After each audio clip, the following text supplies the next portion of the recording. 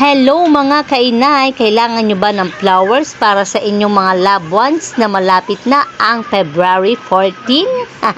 Habol na at tingin-tingin na kayo sa page ni Inay.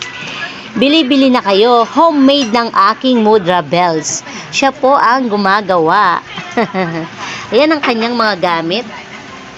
Cross stitch. Cross stitch. Ng aking mudra bells.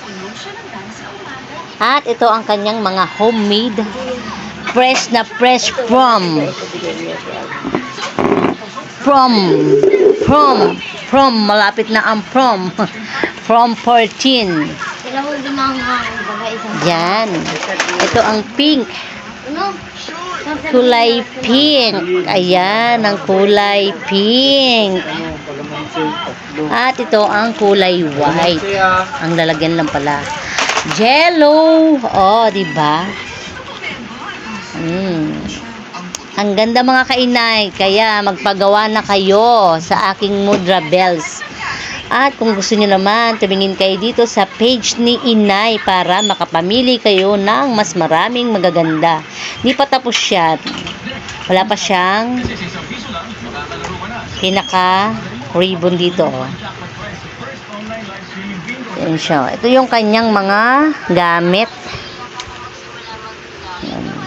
Yan, ang kalat. Dami. Nakakalat na kasi sinisimulan niya palang ulit ang kanyang pag-cross stitch. Pero yan na talaga ang kanyang ginagawa simula pa noon. Yan ang kanyang mga gamit.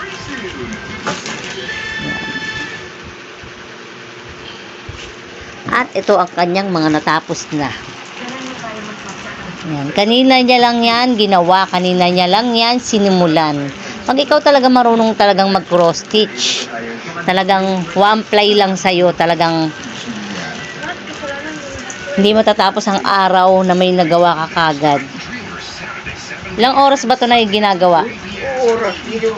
Oh, minuto lang daw sabi ni Mudra Bells para sa kanya, ha? In fairness, minuto lang, ha? Minuto lang. Kaya magsabi na kayo agad at mag-message dito kay Inay para magawan kayo agad ng aking Mudra Bells habang wala pang February 14 at palapit ng palapit na ang ating mga kaarawan ng mga puso at mga nguso. Ito na ang kanyang natapos. Diba? Ang ganda nito mga mudra bells para sa inyong mga minamahal, para pambigay sa mga teacher ng inyong mga anak, mga junakis. Yan, oh. Ganda, oh. Ganda. Di pa nga masyadong tapos yan, eh. Kinulit ko lang siyang ipopost ko kako. Ayan, oh. Ito ang kanyang ayan.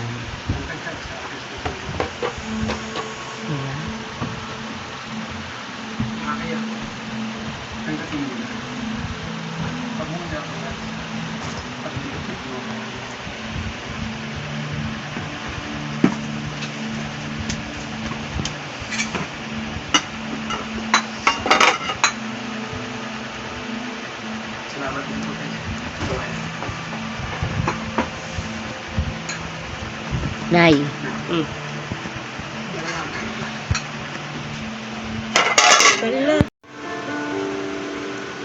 Kaya humabol na kayo, habol-habol na.